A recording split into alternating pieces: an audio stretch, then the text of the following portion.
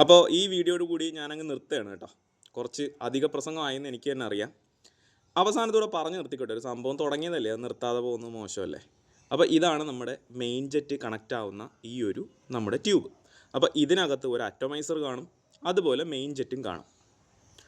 Idle ജെറ്റിലാണെങ്കിൽ atomiser ഇറ്റ് സെൽഫാണ്. അറ്റോമൈസർ എന്നോ മിക്സർ വാൾവ് എന്നോ എന്ത് വേണമെങ്കിലും നമുക്ക് അതിനെ വിളിക്കാം. നമ്മുടെ ഐഡിൽ ജെറ്റിൽ ചെറിയ 4 ഹോളുകൾ കൊടുത്തിട്ടുണ്ട്, സെൻറ്റർ ഹോൾ അല്ലാതെ. അതുപോലെ നമ്മുടെ മെയിൻ ജെറ്റിൽ കൊടുക്കുന്നതിന് പകരം ഇപ്പം RX കിങ് പോലുള്ള വണ്ടിയിൽ അറ്റോമൈസറും നമ്മുടെ ജെറ്റും ഒറ്റ പീസായിട്ടാണ് വരുന്നത്. പക്ഷേ നമ്മുടെ അങ്ങനെയല്ല, 2 പീസാണ്. അപ്പോൾ അറ്റോമൈസർ ഇതിനകത്ത് വരും, ജെറ്റ് പുറത്തും വരും. ഓക്കെ, അപ്പോൾ ഈ ജെറ്റ് വഴി ഫ്യൂവൽ കയറും.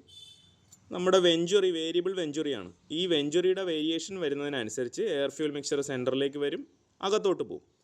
അപ്പോൾ പിന്നെ എന്തിനാണ് അതാ ഇവിടെ ഒരു ഹോള് കൊടുത്തിട്ട് അതുവഴി എയറിനെ സെൻറ്ററിലേക്ക് കൊടുത്ത് ഇവിടെ കൊടുത്തിരിക്കുന്നത്? അതാണ് ഇവിടുത്തെ മെയിൻ സംഭവം. നമ്മുടെ മെയിൻ ജെറ്റ് വഴി കയറിപ്പോകുന്ന എയർ ഫ്യൂവലിനെ ഒന്നുകൂടെ വേപ്പറൈസേഷൻ അല്ലെങ്കിൽ അറ്റോമൈസേഷൻ പെർഫെക്റ്റ് ആയിട്ട് ചെയ്യാൻ വേണ്ടി ഒരു സെക്കൻഡറി എയർ പാസേജാണ് ഇവിടെ കൊടുത്തിരിക്കുന്നത്. ഇതിനകത്തൊരു ജെറ്റ് ഉണ്ട്, സൂക്ഷിച്ചു നോക്കിയാൽ കാണാൻ പറ്റില്ല. ഇതിനകത്ത് ഒരു ജെറ്റ് കൂടെ ഉണ്ട്. ആ ജെറ്റിനും ഒരു പ്രത്യേക സൈസ് ഉണ്ട്, അതൊരു എയർ ജെറ്റാണ്.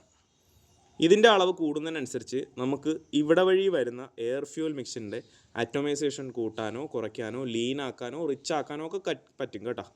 അതാണ് ഈ ഹോള് വരുന്നത്. അപ്പോൾ മെയിൻ ജെറ്റിന് 2 എയർ പാസേജ് ഉണ്ട്. ഒന്ന് മെയിൻ എയർ പാസേജ്, രണ്ടാമത്തത് ഈ ഒരു സെക്കൻഡറി എയർ പാസേജ്.